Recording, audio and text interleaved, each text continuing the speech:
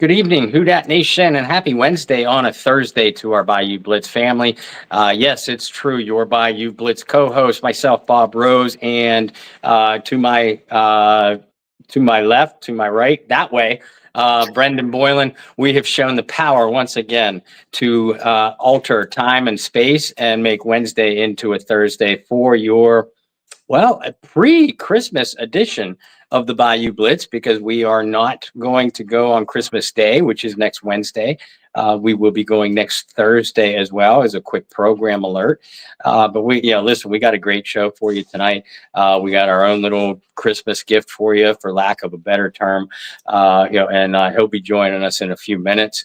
But Brendan, I know you and I are going to talk before Christmas, but I hope you're having a good holiday season so far. I know you and I have both been crazy busy.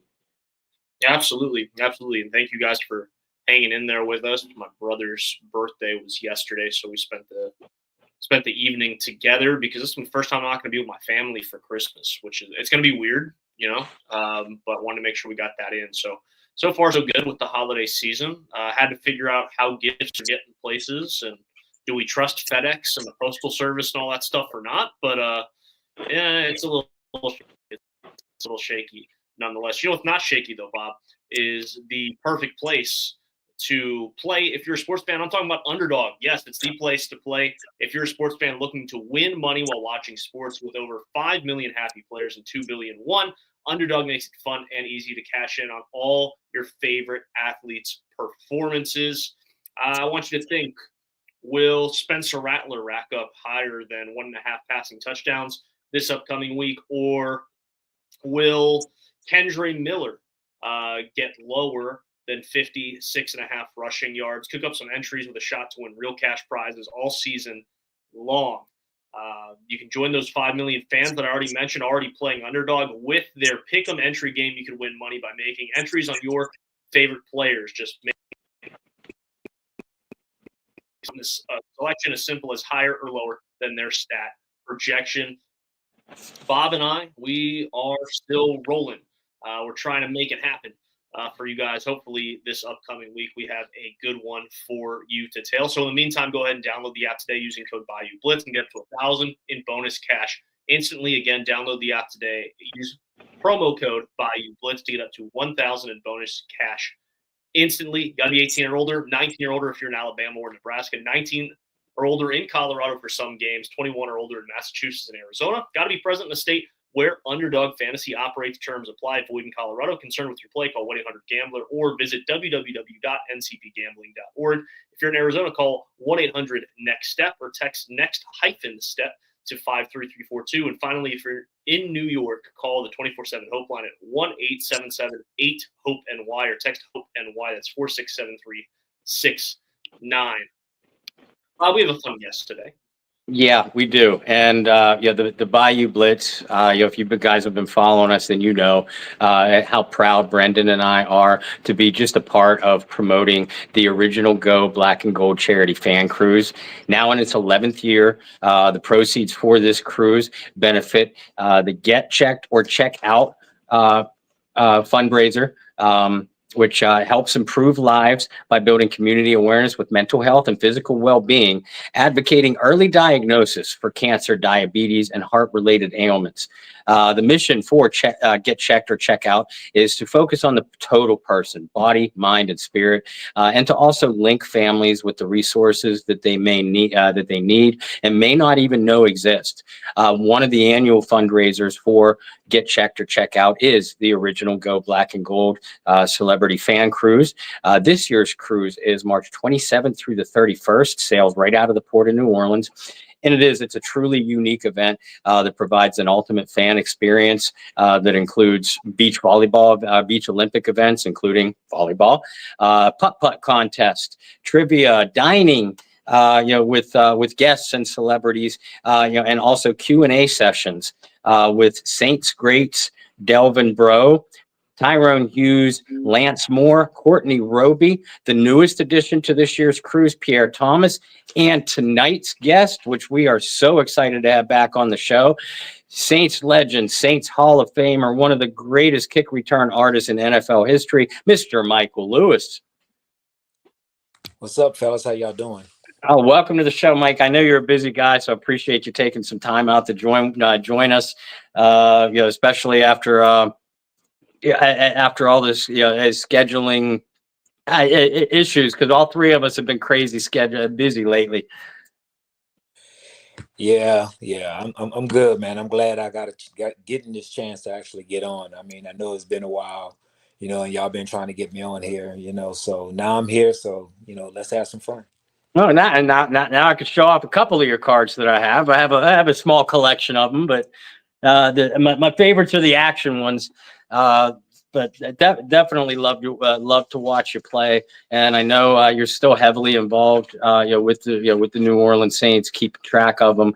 And I mean, hell, you're in the team's Hall of Fame, so you're literally one of the greatest players to ever play for the franchise.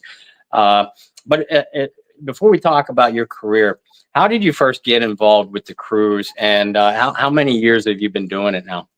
I got involved soon as they started the cruise when Shireen and Darren actually came in and they was working with some of the guys.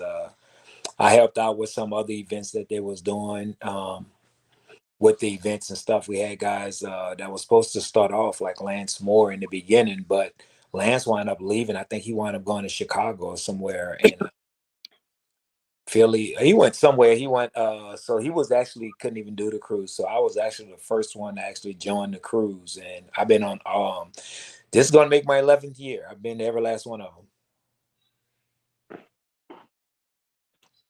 I'll ask you this when it comes to the cruise, outside of it being the celebrity fan cruise and it highlighting so many different great Saints. Why was it important to you to get involved, and why did it touch your heart in a way to where you've wanted to come back consistently year after year? The biggest thing is man, is giving back, and what Shireen and Darren started, and what she's keep going on, and that's the most important thing. What the foundation does and how it helps other people, that's dear to my heart, and I also help with cancer as well. I lost my mom to breast cancer. I'm a big community guy, so now doing stuff where you get fans that actually come and hang out with you and things like that don't get these opportunities like during the season or whatever. But I think we have some of the best fans in the world as far as the football team goes.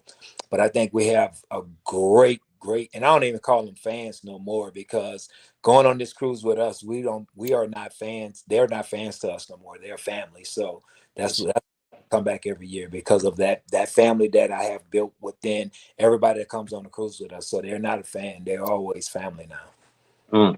And it really, who that nation feels like family, like you said. I mean, even in the social media chat rooms, which weren't really in existence when I grew up, when you played, et cetera. But it's just this cruise is such a great way, to keep in touch with some of the more loyal, fans of the team, and of the region, and of you guys individually for sure. But of all, we talked about the events and some of the activities that go on during the cruise. Do you have a favorite? Um, yes, I do. The favorite part of the cruise to me is the putt competition, because it becomes a competition. So, and they have a lot of family members that actually plays or whatever that does a lot of cheating. So that's about the best thing that goes on, because they're real good at that. I didn't find out that we have some cheaters on the putt side. So yeah, so And putt. that's not the first time we've heard that either. You're not the first player to say that. And you're also not the first to say that the putt is the most competitive and your favorite. So Michael, I'm a little bit nervous because I don't have any kind of golf game at all. Whether it's long, whether it's putt, I'm scared. You guys are going to humiliate me. Oh no, it's never like that. You got the right people on your team. I'm not gonna call no people out, Renee.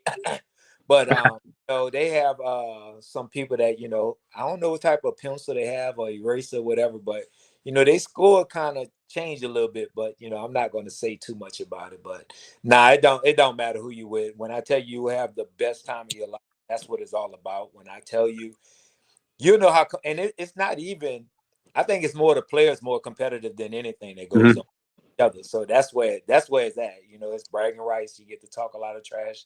So that's where the problem comes in at with everybody's right there. It's us guys. It's not nobody else. Well, there's a couple of people, like I said, there's a group of ladies that they really do cheat.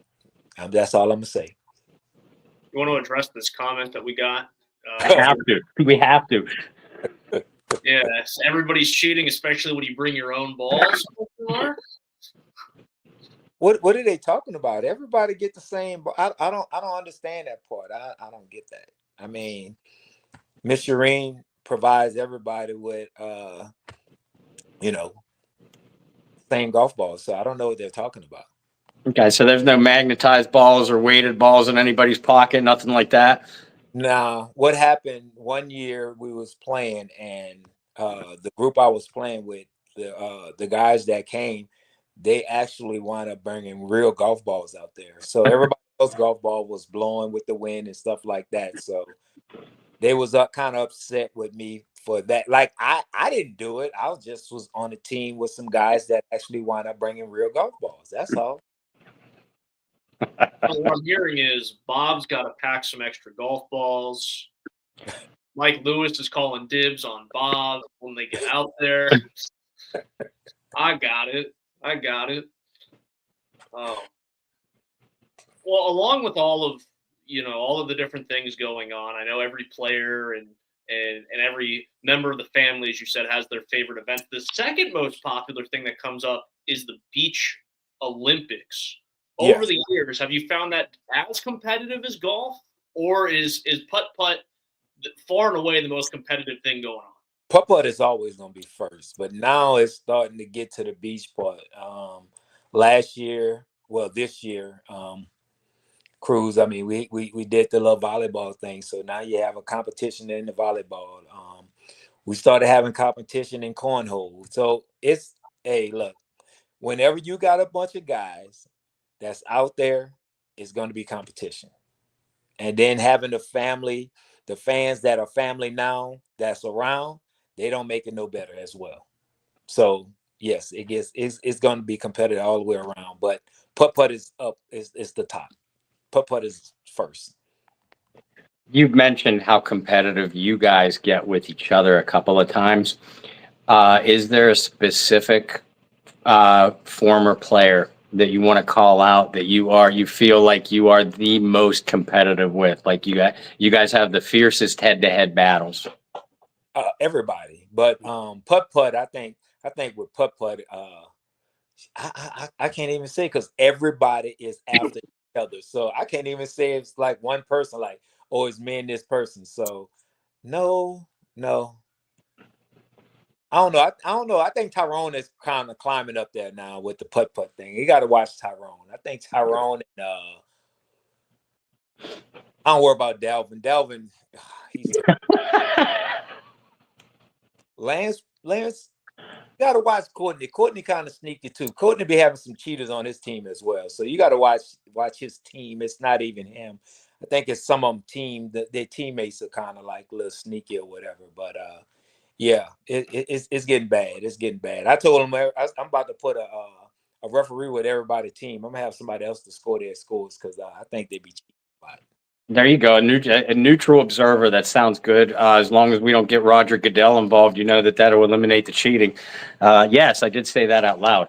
Uh, um, what I don't want. I don't know how I want to ask this. What for someone who has never been on a cruise before, or conversely has been on a bunch of cruises. What other than you guys, of course. What do you feel sets this cruise apart from the average cruise? The things that we do together as far as a group. You're talking about the Q&A. You talk about the putt putt stuff, the beach stuff that we do together. We do a second line where we come out towards the end of the cruise and throwing beads and stuff like that as well. We have theme nights, so I think that's another thing that I'm real big in that. doing the theme night. So, you know, we have different theme nights that we do. So that's another thing that I love about what we do different from everybody else. Because once we go out or whatever, we have our theme night, and then we'll go out that night to the little club that they have on the boat. And we're so different from what everybody else being there wearing and things like that. So it kind of separates us from everybody. So yeah, theme night is another night that I love as well. You'll have to text me before the cruise, before I fly down, and let me know if I need to pack my Deadpool or my Thor costume. I got Fat Thor too, and I got the blonde wig, so I can pack any of it as long as it's allowable on an airplane. You'll have to let me know so I can join in that, any of the theme nights. Yeah, I got to find out what the theme nights are. Some of the family members that's on here might know what we got going on this for the year coming up, theme night or whatever.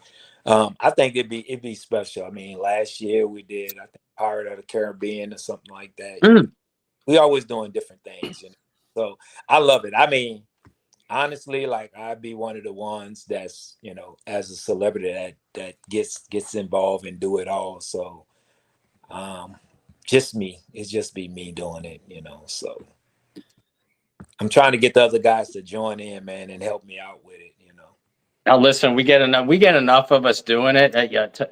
I could picture a guy like Tyrone getting involved, with that, with his personality, and Brendan and I have gotten to know him and Delvin pretty well over the years. I think we could at least sway Tyrone.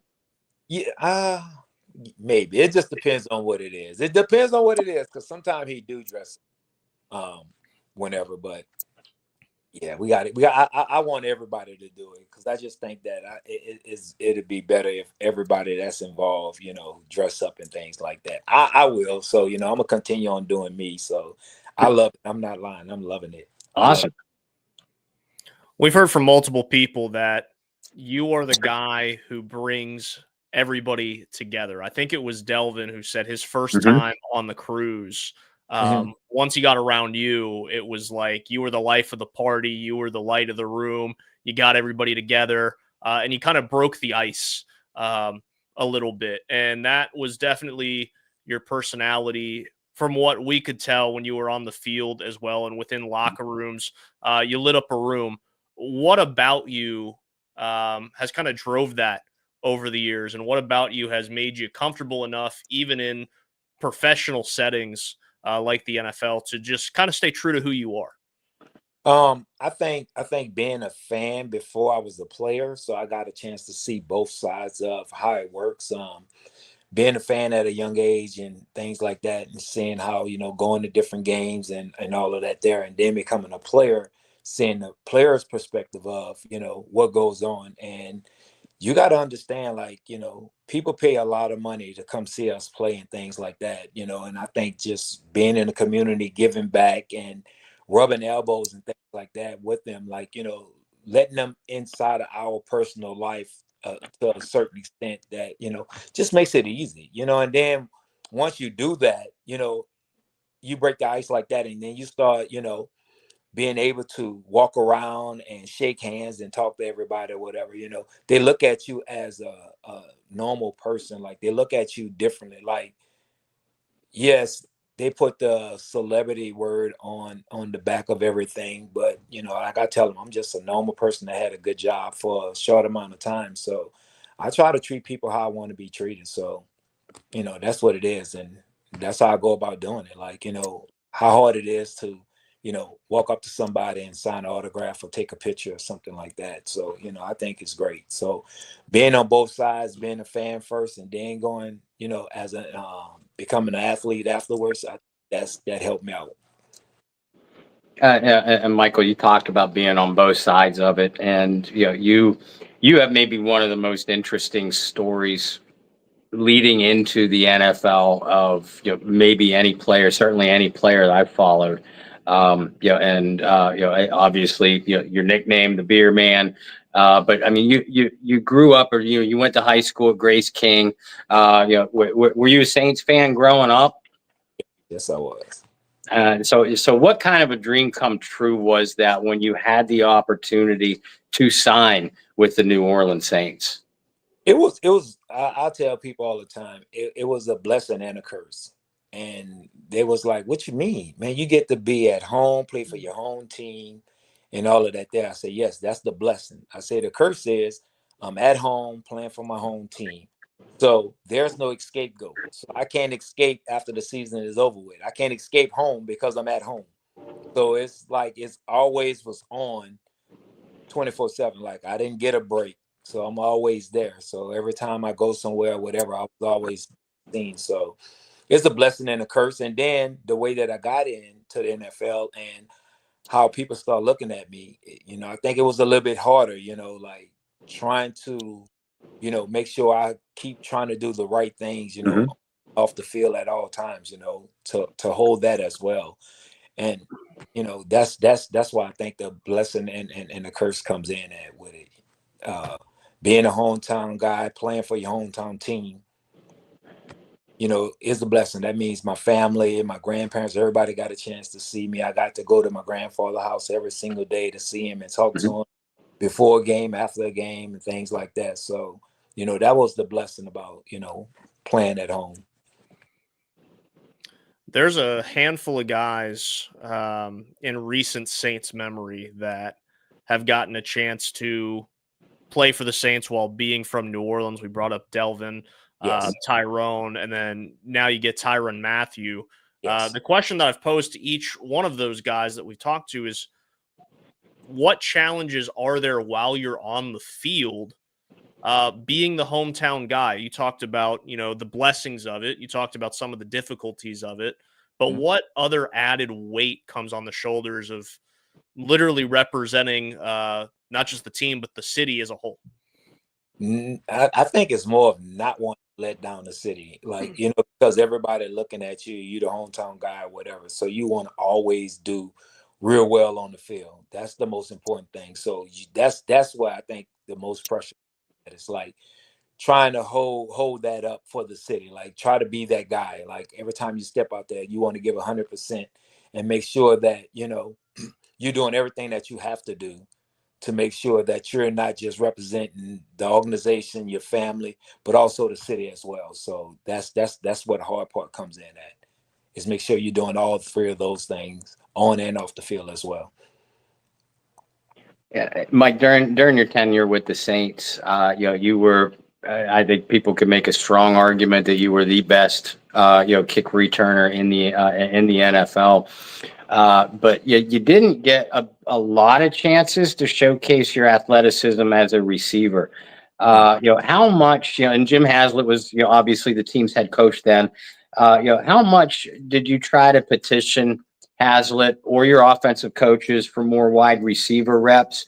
And were you ever tempted to sign elsewhere, where you might have gotten a bigger role as a wideout? I never was tempted to sign anywhere else. I think right before I went to the year before that, I actually wound up signing back with the Saints when Coach Payton got there. Hmm. I did leave and went for a workout in St. Louis. I worked out for the Rams. Um, worked out for them, gave them a workout or whatever, because actually Coach Haslett was there in St. Louis. So I worked out for him and they brought me in for a workout or whatever. And I came back home, and not even a good week later, they called me up and they signed me back, being at home. And I think, I didn't know where I was going to go with that part. It was just waiting on them, but I was like, just keeping the doors open. But as soon as that they came back and offered me to come back home, I mean, it wasn't even a big deal about it. Getting on the receiver side, I mean, I knew every position as a receiver, but then you had guys out there that, that was there, that was making money. And I also played not just on punt and kick return. I was on every special team Right. unit, the kickoff team, the punt team as well. I backed up guys, and I think we had a great receiver core. I mean, you got Joe Horn, we had Dante Stallworth, Jerome Paython, those guys. And we didn't go like 4 or 5 wideouts or whatever. We was going 2 wideouts with tight Hmm. ends like that. So we didn't have like, every now and then we did 3 wideouts, but those guys was making more money, and me being there was just to back those guys up. And I mean, I wanted to play more wideout, but I mean, my job as I got in there, and I take my hat off and I tell people all the time, Fred McAfee, gave me the best advice when I came there in 2000 on the practice squad. He was like, learn the offense, but try to be on everything you can on special team, because this is what's going to keep you around longer than. And I took his word for that. I learned the offense, but I knew special team was going to be the part to where this is what's going to be my main focus and my main job. And that's what I did. I was trying to be the best punt kick return I can. I'll ask you a fun trivia question for yourself. We'll see how well Mike Lewis knows his own NFL career. No. Don't do it. I got to. We're talking about you as a wide receiver. You have one receiving touchdown in your NFL career. Came back in 2003. Yeah. Who was the quarterback? Aaron Brooks. Easy one. You knew that. I know that. I know the game. Of course. You'd be surprised. I've asked questions like that to different guys, and it's taken them a minute or two. Yeah. Nah, I knew. It was the Tampa game. It was in the cover. It was Tampa. Dante was down. That's the one I played. I played a lot of wide out that game. Dante was actually hurt that game, so I was the third wide out coming in, and on that touchdown, there was Tampa 2 linebacker had me 1-on-1. I mean, I beat him over the top, and Aaron threw the ball. So yeah, I know that play real well. I'm impressed. I have to do a double thought to remember what I had for dinner this evening. Everybody that follows your career knows about that. Just mind-boggling game against the Redskins in 2002. Yeah. Aside from that, is there any game or any moments that stick out in your head as wow, I would love to relive that, because it's forefront of my memory. Just one of the best memories I've ever had in my life. That kind of moment. My first touchdown that I actually scored, that actually helped me make the team, we was playing against Denver. And I was put in the game, and I remember when we was getting ready to, coach called me up and saying they was putting me in as the punt returner, coming in, and me and Joe was standing on the sideline talking, and Joe said, if you return this punt for a touchdown, this can probably seal your deal of making the team.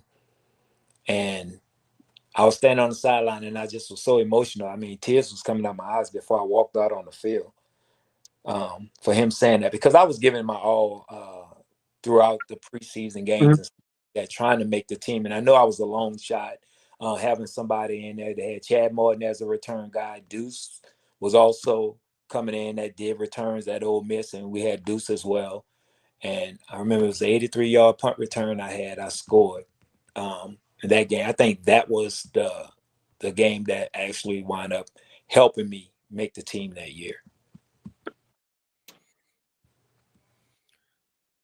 I'll ask you about a play in 2003. How can we not? I have to. I know.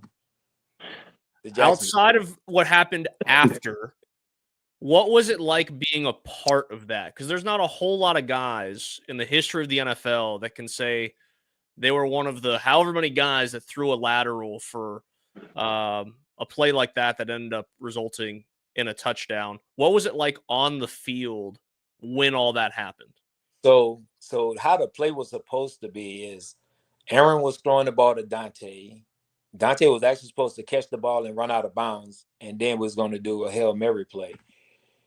But when he caught the ball, he jumped up and he caught the ball. He didn't have enough time to try to get out of bounds. He had to cut back into the field. So I'm running down with him. As soon as I see he didn't make the move to go out of bounds, he started coming towards me.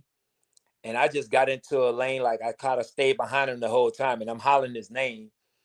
So as soon as he throw me the ball, I go to take off, and I see the whole team shifting over. I see Deuce coming back towards me. So I'm flipping him the ball.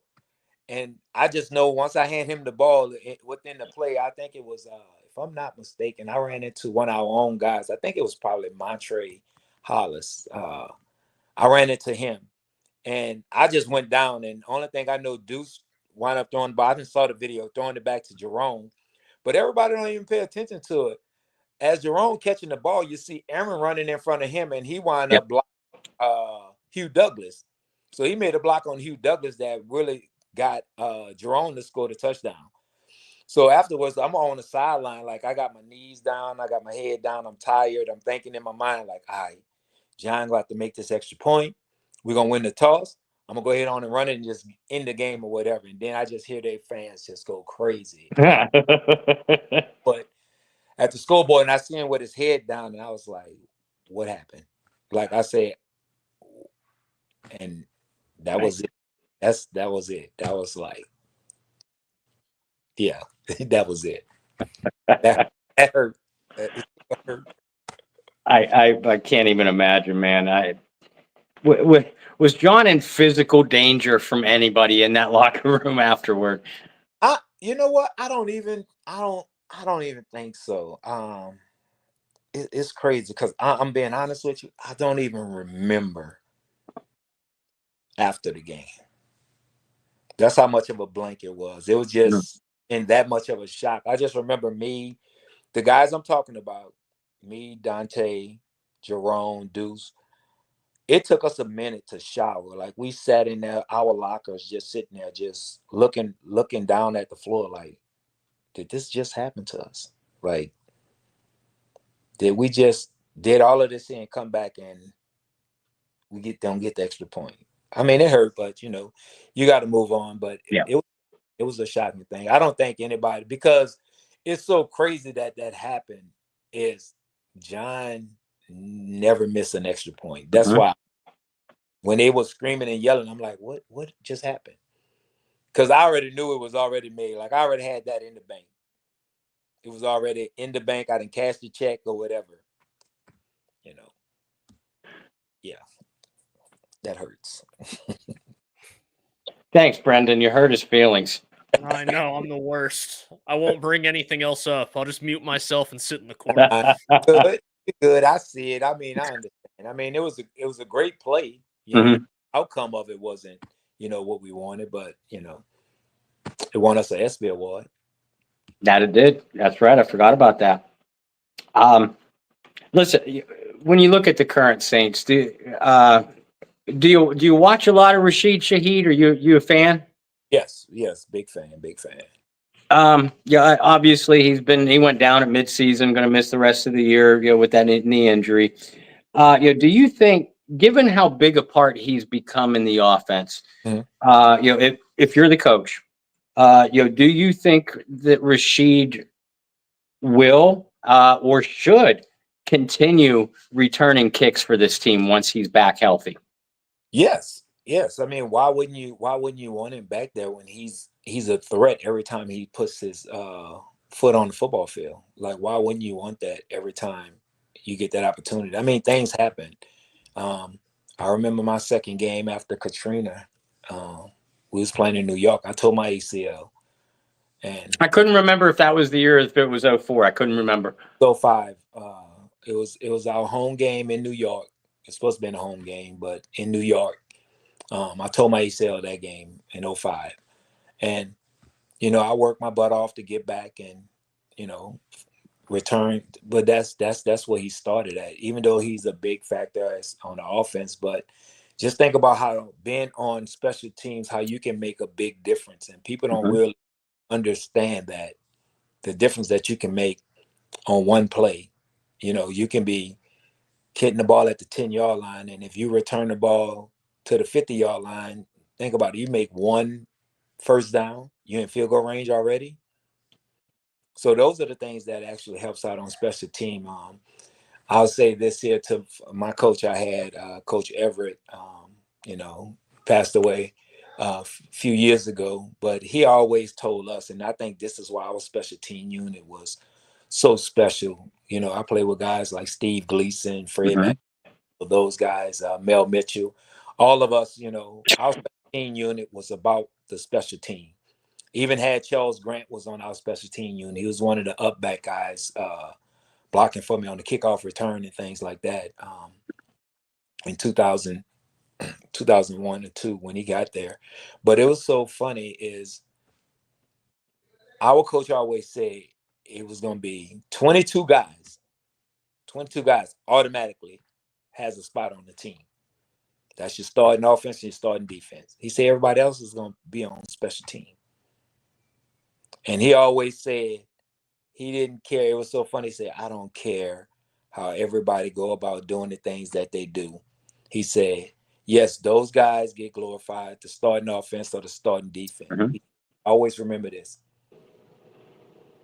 He said, if you play on special team, you are the true starters because every game starts with special team.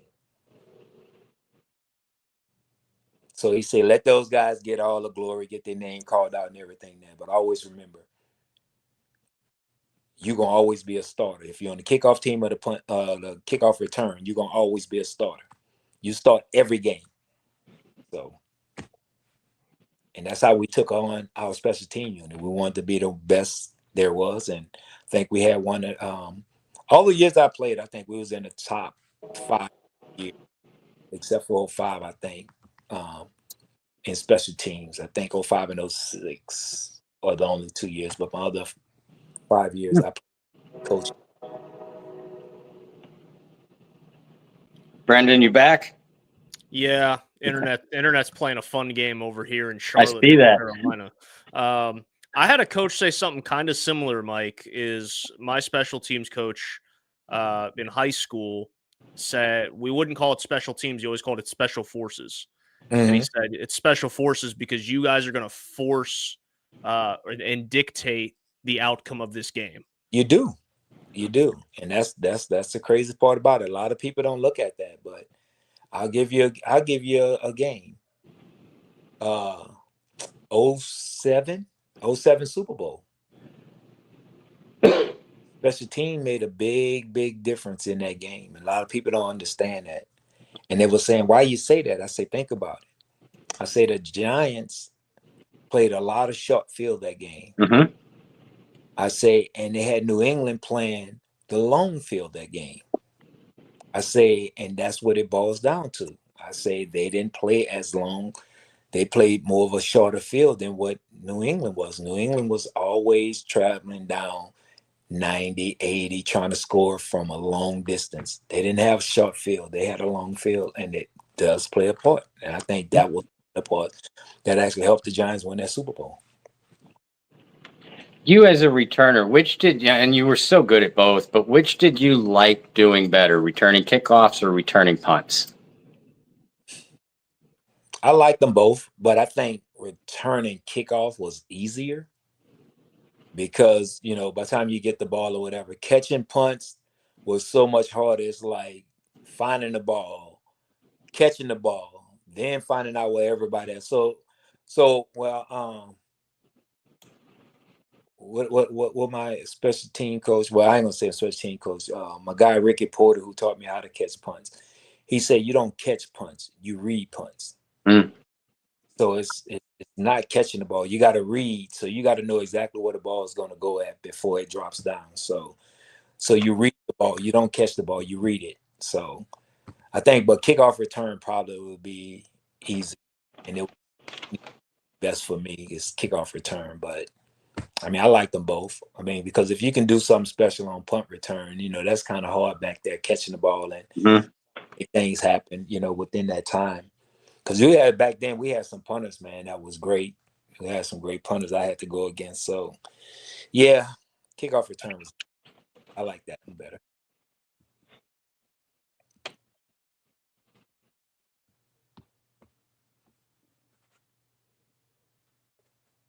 Brandon, we can't hear you. I'm telling you, man, this Wi-Fi. Sorry, man. It's okay. It's okay. Of course, the Wi-Fi wants to mess with me today. Going back to talking about some of your time as a receiver, Aaron Brooks is talked about as one of the strongest armed quarterbacks in the history of the NFL. Do you have a particular story of your time with Aaron where his arm talent really just blew you out of the water? Oh yeah. I mean, he can make a lot of throws. I mean, deep passes and things like that. But I remember how I knew how strong he was, the way he threw the ball. I remember doing practice one day. He was throwing the ball so hard to Dante. I think he ripped his gloves. And Dante said, "Do we have to throw it hard?" And I'm like, no. I said, I didn't play with another guy that throw the ball hard, but they don't even look like they're throwing the ball that hard. I was in training camp in 2000 with Donovan McNabb, and he throws the ball real hard as well. But it don't even look like it be so effortless when they throwing the ball. You don't even think they throwing the ball that hard. But when I tell you it gets there, yeah. So yeah, he can put it in there when he wants to. He had an arm, and then him being 6'5", man, throwing that thing down like that. Yeah, Mhm. yeah, he had an arm. Looking at this Saints team now, and Brendan and I obviously have to talk about them, write about them every week. There is one scenario left for them to make the playoffs. Atlanta has to lose their last three. Tampa has to lose their last three. New Orleans has to win their last three. The Saints might even be eliminated from playoff contention before they even take the field Monday night if either Atlanta or Tampa Bay wins. My question to you about all that is, when you're down, when you're playing down the stretch, if you're about to be, or once you are eliminated from playoff contention, and you played on some really, really talented teams that narrowly missed the playoffs. And I know a lot of the fans want the team to, quote unquote, tank, get a higher draft pick. I'm like, these guys are competitive. Anybody saying that has never played an athletic sport in their life. You guys are competitors, so you're obviously not gonna mail it in, not gonna give a half-ass effort or anything like that. But how hard is it to stay motivated, emotionally and mentally down the stretch when you're basically on the outside looking in for a postseason spot? Well, the biggest thing is that now you're playing when you're down like that. You're playing to try to upset somebody else's playoff run as well. But when I played and I was in those different scenarios, I knew one thing is that now that I'm not going to make the playoff, now what I'm doing now is playing for my pride and my job. That's what people don't understand. You can Mm-hmm. sit there and let them tell you to tank it and don't give 100% or whatever. Because at the end of the year, what people don't understand is those coaches go back and watch those Yeah. games. And if they see that you're not giving it all at the end of the game, or there's somebody that's playing behind you or whatever, and they in the game and they giving 100% and you giving 45, 50, maybe 75%, you're not giving your all or whatever, just going through the motions. That's how guys wind up getting cut during the off Mm-hmm. season, because of the fact that they didn't gave up. And that's you really are auditioning for your job. Although everybody keep thinking that when you sign these contracts, these big contracts or whatever, I'm not talking about the guys that signing millions and millions and millions of dollars, but I'm talking about guys like I did, play for league minimum for a long time. You're auditioning for your job all over again. And that's everybody. Because think about it, you can sign a big deal. After the second year, going into the third year, you're really auditioning for your job every game and every year after that or whatever, because you can be released and that's a wrap. Once you release, you get no more money besides the signing bonus that you would get or whatever. But that's what people don't understand. You're playing for your job.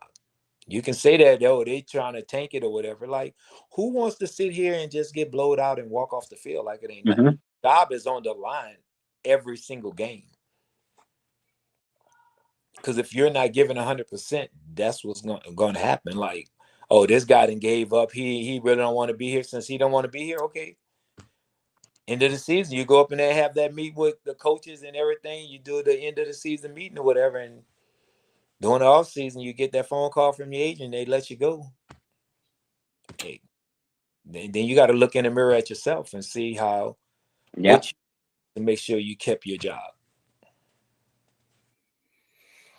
When you're looking at the current state of the New Orleans Saints, and you already brought up, well, you could be looking to upset some teams and this and that, and I guess technically the Saints, like Bob alluded to, have a puncher's chance to make the playoffs. When you look at facing a team like Green Bay in Lambeau, a team that's competing for a wild card spot, and you're going to go and you're going to face a divisional opponent towards the end of the year, whether the Saints are shorthanded or not, what encouragement would you have for those guys in the locker room to go out and really try to pull off the upset and throw a wrench into somebody's postseason behind what could be a rookie quarterback? Well, that's the main thing, is going in there to upset somebody else. Like, hey, if I got to sit home after the season's over with, I'm trying to make somebody else. I'm going to be the reason why somebody else sitting at home just like I am. That's one of the things. Another thing is that I'm playing for my job as well. You know what I'm saying? I'm playing for my job. So I'm out there playing for my job, giving my all. And even though we're shorthanded, the guys that are actually coming up is always next man up. So if I got this opportunity to show the coaches that I can actually play and I can be here and I can bring something else to the team, well, this is my opportunity. Now I really want to show them what I can do. Now I get the opportunity to step out on the field and show them exactly what I can do. So, you know what I'm saying? Now this is my opportunity. Now I got my chance. So now I'm going to take advantage of every opportunity that I get. So this is my chance. Now I'm about to let them know why they gave me the opportunity, and I'm going to take full advantage of it. Michael Lewis, folks, is here to help us promote, or I guess you're the feature attraction, so we're helping you promote the original Go Black and Gold charity fan cruise. On this cruise, yourself, Yes, Todd Hughes, Delvin Breaux, Lance Moore, Courtney Roby, Pierre Thomas. What's interesting is 4 of you guys are Hall of Famers. You, Tyrone, and you can make a strong case and put Courtney in that conversation too. Some of the greatest kick and punt returners that this team franchise has ever had. Pierre was pretty darn good at returning kickoffs too. Yeah. We've asked the other guys. I want to ask you now, who's the best kick returner? Kick returner? Kickoff, whether it's kickoff, specifically, combination, however you want to put it together. But who's the best returner? Me. I'm always put myself. I would never be. I mean, Ty was a great punt kick return guy as well. Mm-hmm. I came and I, messed up a lot of his records that he had set for the team as well. I mean, he still holds some records also as a return guy as well. But when I look at it overall, I mean, I'm always say myself or whatever, but they had some great guys that came, not just us three guys. The guy that I always watched when I was growing up as a return guy was Mel Gray. Mm-hmm. That was my guy. That's the guy I used to always watch or whatever, when he was back there. But I saw Ty when he played. I was older, but I got a chance to see Ty as well. But I'm always say myself, and I mean, I know those guys should be the same way. I mean, they should feel that way about themselves. But I'm gonna say me. And you're right, they did. They all said themselves, but like you, they gave props to you too. Yeah. But I mean, I do think it was really cool. I was a big Mel Gray fan too.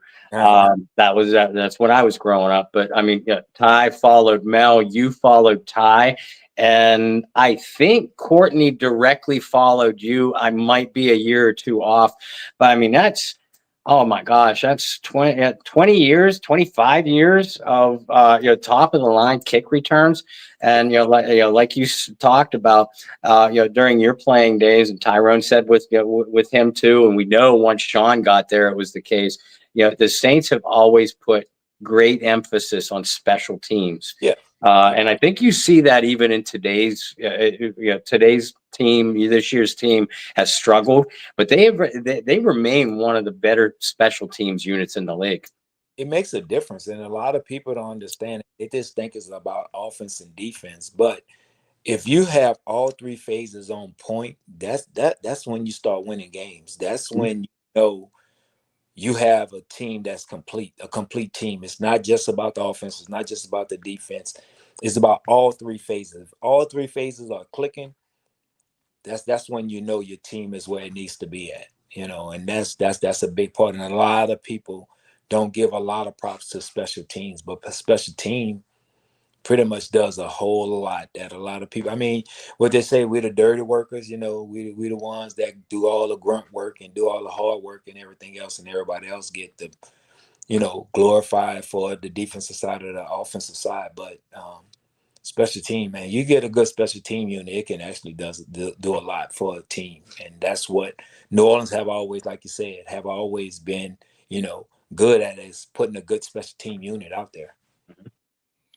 Well, let me ask you this about Darren Rizzi, obviously a special teams coach in the league for a very long time. You see his passion, you see his energy week in and week out as the interim head coach. In your opinion, whether it be in New Orleans or whether it be somewhere else, with the type of fire and energy that he brings to the team and what you've seen in his short tenure as the interim head coach, do you think Darren Rizzi deserves a chance to be a head coach in this league? Yes, he does. And I can say a lot of people don't look at a special team coach as that guy or whatever, because he wasn't a coordinator and things like that. But, like I said, I was in Philly. So, I was with John Harbaugh when I was in Philly. So, and he was a special team coach. That's right. But this is what people don't realize. As a special team coach, you deal with more players than any other coach. People don't understand that. Like, you deal with more of the team than any other coach. You deal with both sides, offense and defense, and you deal with so many different players. And you mentioned John Harbaugh. Bill Cowher started as a special teams coach too. There's pretty two darn good coaches there. And like you said, they have to have a feel for pretty much everybody on the team. Yeah. They're involved. At least what we've heard with Darren, that they were involved in a lot of the offensive meetings, a lot of the defensive meetings, things like that. Was Coach Everett the same way during your time?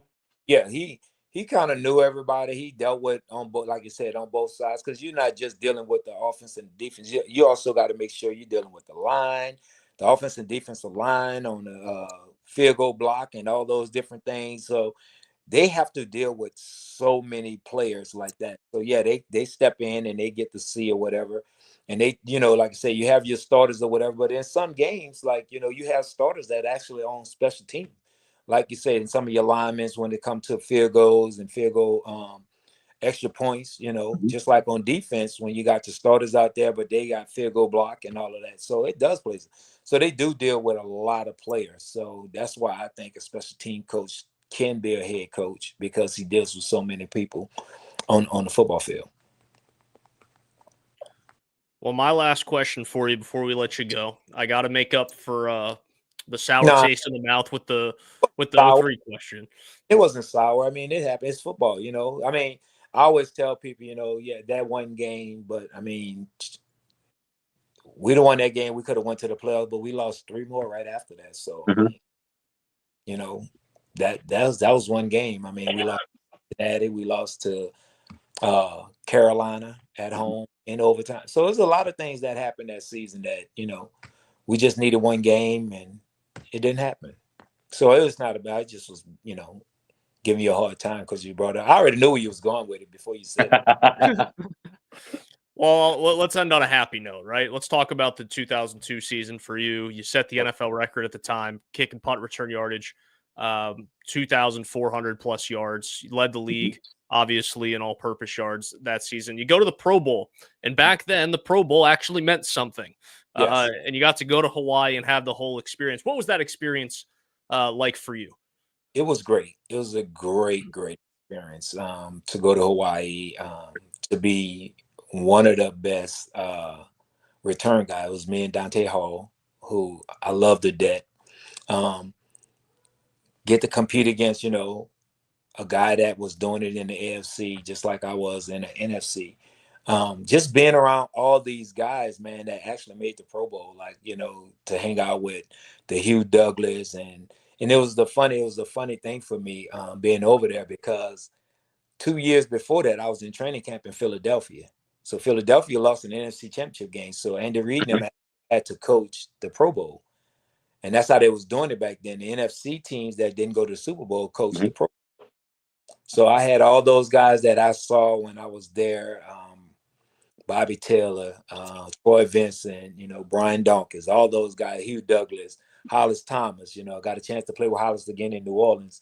But all those guys, man, that I saw when I was in Philly and then have to come back and have Coach Harbaugh get a chance to, coach me in the Pro Bowl, at that time. I mean, I think it was a great thing. And I was so hurt when they moved it from Hawaii because I think that was like the best thing ever. That was what you call a vacation. You get to go over there for the full week, bring your family and everything and, have a great time. I think it was great just being over there. Yeah, I mean, I still can't believe they moved it out of Honolulu. I mean, Orlando, which I think is where they play it now, or Vegas or wherever, they're great too. But yeah, you don't have many opportunities to go out to Honolulu, Hawaii, and get paid to do it. I don't have one final question for you. Instead, I want to give you, a lot of the questions that I asked you about the cruise tonight. We're kind of me. I like to talk to you guys and get the feel for what I should expect. With the cruise. This will be my first year going. So whatever points that I missed about the cruise, I'd like to open up the floor to you. For a minute to tell maybe another fan who's on the verge of, hey, I'd like to take a spring vacation. Don't know what to do. Don't know where to go. Why should it be this? I think the biggest thing is that once you get on the cruise, I mean, I know a lot of people go on cruises and, it's a great thing, you get to relax or whatever. But coming on this cruise, you really do get to sit hand in hand.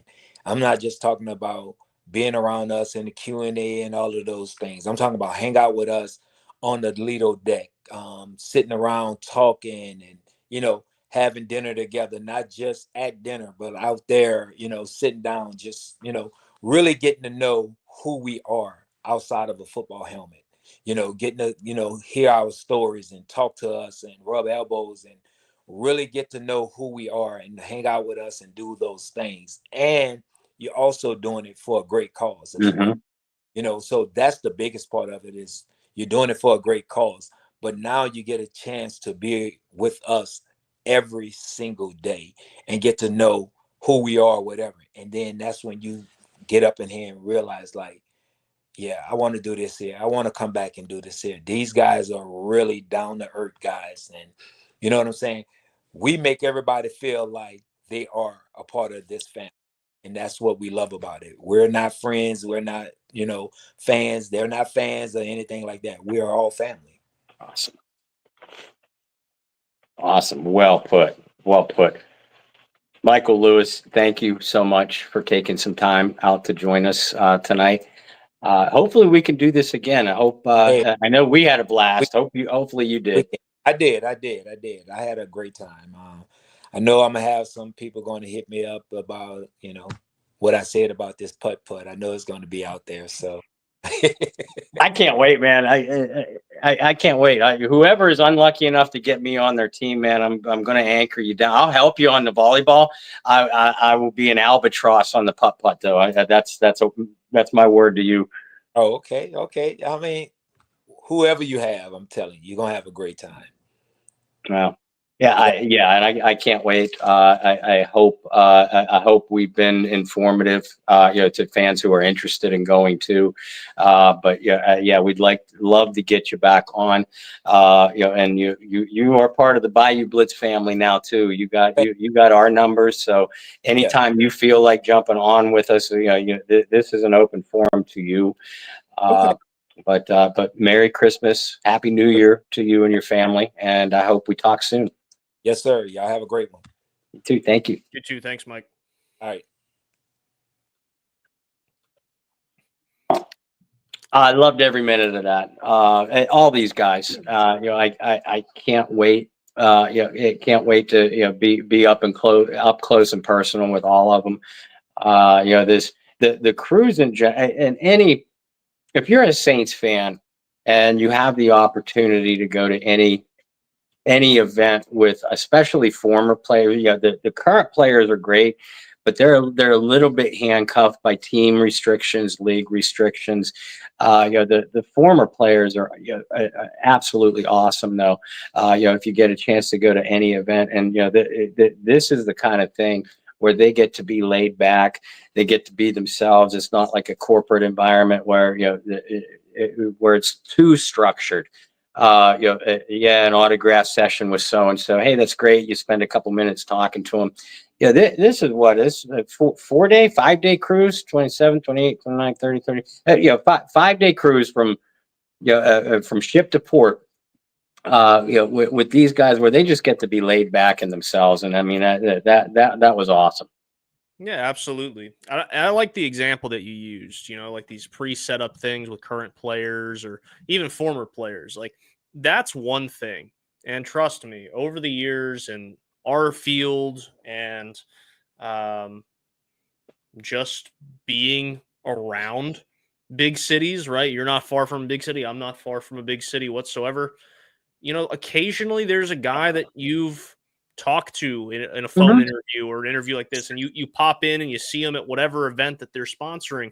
That's great, but you do only get like 2 or 3 minutes at max to say, hey man, great to see you, what's been going on, whatever, and then that's it. And then you're almost like herded like cow, and it's like, okay, we got to keep it moving, guys, whatever. This is a completely different experience. And like Mike said, like a lot of these guys have said, you almost become like a small knit family, not just for those 4 or 5 days, but all the different times you come back, because it's like a family reunion. You get to eat food together. You get to hang out together. You get to compete against each other. You may be bickering and hate each other for a couple hours after. That's what families do. Yeah, exactly right. So this is a really cool experience. If you guys are thinking about it, on the fence about it, you should definitely consider joining, and you should really reach out to myself, Bob, Shireen. Tweet at some of these guys that are going to be on the cruise, these Saints legends that are going to be on the cruise, and try to convince yourself to go. It's going to be a really fun time. It's going to be a blast. Yeah, and we've talked about the cruise, for weeks and weeks. Obviously, a big part of our show tonight. Hopefully, you guys also enjoyed hearing Michael Lewis not only reminisce about his own career, but give his views a little bit on the current state of the Saints. But if you are interested in going on the cruise, you can book through the Seven Seas Travel Agency.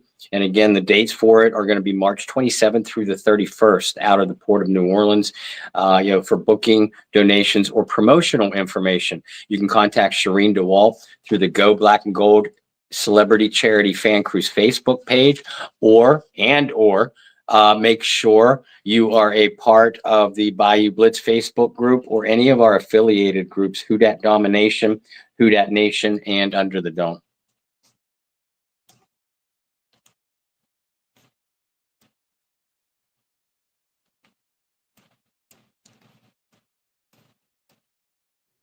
You're still. Can you hear me now? Now I can. Yeah.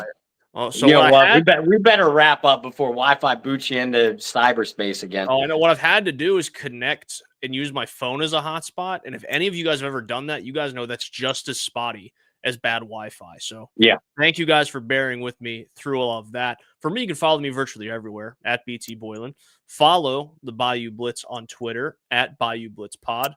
Bob, I know you got some stuff coming out this week. It's a little bit of a longer week since the Saints play Monday Night Football in Lambeau Field, which should be a chilly Lambeau Field this time of year. But Bob, where can people follow you? And I guess let's close us out and not have me speak too much longer, but give everybody their well wishes for the holidays. Well, and that's just, thank you again, Michael Lewis, if you're still watching, thank you again for joining us. It was awesome. I hope we can do that again. And, all you guys, especially all you players that are joining and are going to be a part of the cruise. I know we're going to go back through all of you at least once. Maybe we'll get creative and have you all on at the same time, for at least a short segment. That'd be pretty cool. But yeah, as far as me, we are continuing. There are still football games this season, whether you're interested in them or not. So we're going to preview this Packers matchup.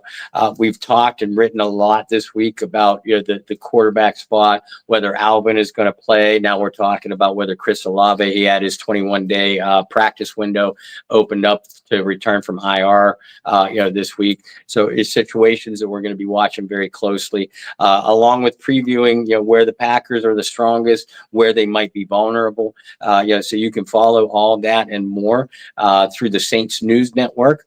Or at Saints News over on Twitter. That's where you can catch collectively my pieces, those of John Hendricks and Kyle T. Mosley as well. I also post all of my pieces on my personal social media, Bob Rose on Facebook or at Bobby R2613 over on Twitter.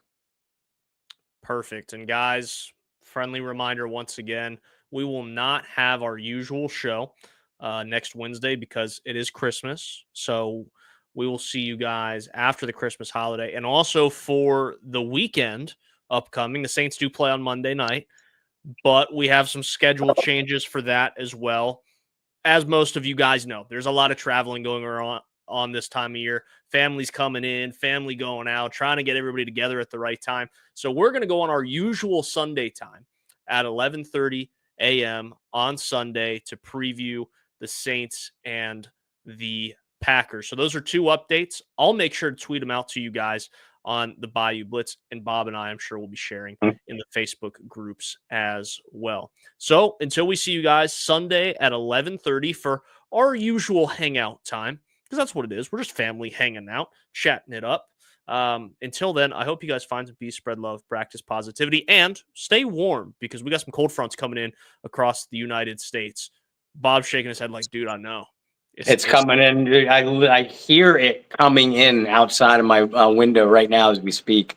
Yeah, good luck with that, buddy. It's cold here, so I know it's hella cold there. But you guys stay warm. We'll see you guys on Sunday. Thanks for hanging out, and who dat? Who dat?